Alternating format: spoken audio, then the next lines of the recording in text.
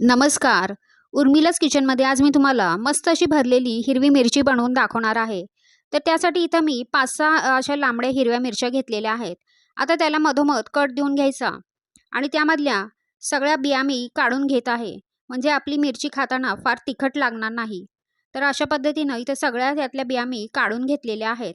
आता या मिरच्यांना चिमूटभर मीठ लावून घ्यायचं. आतमध्ये असं जिथे कट दिलेला आहे त्यामध्ये मीठ लावून घेतलेलं आहे आणि वरती देखील थोडंसं मीठ लावून घ्यायचं. म्हणजे खाताना मिरची आपली चवीला छान लागते, सपक लागत नाही. तर आता आपण या मिरच्यांमध्ये भरण्यासाठीचा मसाला बनवून घेणार आहोत. तर इथं अर्धी वाटी मी दाण्याचा कूट घेतलेला आहे. आता त्यामध्ये लसूण आणि जिरं बारीक वाटून टाकलेलं आहे.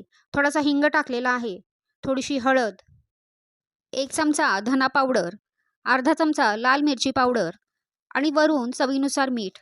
आता यामध्ये थोडीशी बारीक चिरलेली कोथिंबीर देखील आपण टाकणार आहोत. हे सगळं आता आपण व्यवस्थित असं मिक्स करून घेणार आहोत. यामध्ये पाणी टाकायचं नाही. असा कोरडा मसालाच मी मिरच्यांमध्ये भरणार आहे. तुम्हाला हवं असेल तर थोडंसं बेसन पीठ टाकलं तरी देखील चालेल. आता हा तयार झालेला मसाला मिरच्यांमध्ये आपण व्यवस्थित असा भरून घेणार आहोत. तर मसाला भरताना अंगठ्याने अगदी व्यवस्थित दाबून असा आतमध्ये भरून घ्यायचा. म्हणजे मसाला बाहेर निघणार नाही. अशाच पद्धतीनं सगळ्या मिरच्या आपण मसाला भरून तयार केलेल्या आहेत. आता या मिरच्या आपण तळून घेणार आहोत. तर तळण्यासाठी इथं पॅनमध्ये मी 2 चमचे तेल गरम करून घेतलेलं आहे. तेल गरम झालं की गॅसची फ्लेम कमी करायची आणि लो फ्लेमवरती आपण या मिरच्या तळून घेणार आहोत. तर एक एक करून या मिरच्या सगळ्या मी इथं पॅनमध्ये ठेवलेल्या आहेत. एक बाजू तळली गेली की दुसऱ्या साईडने पण आपण ही मिरची व्यवस्थित अशी तळून घ्यायची.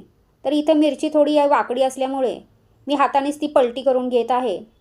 कारण चमच्याने पलटी करता येत नव्हती. तर दाबून दाबून असं दोन्ही साईडने मिरची आपण व्यवस्थित अशा तळून घेणार आहोत. तर तुम्ही बघू शकता दोन्ही साईडनी मस्त अशा आपल्या मिरच्या इथं तळल्या गेलेल्या आहेत.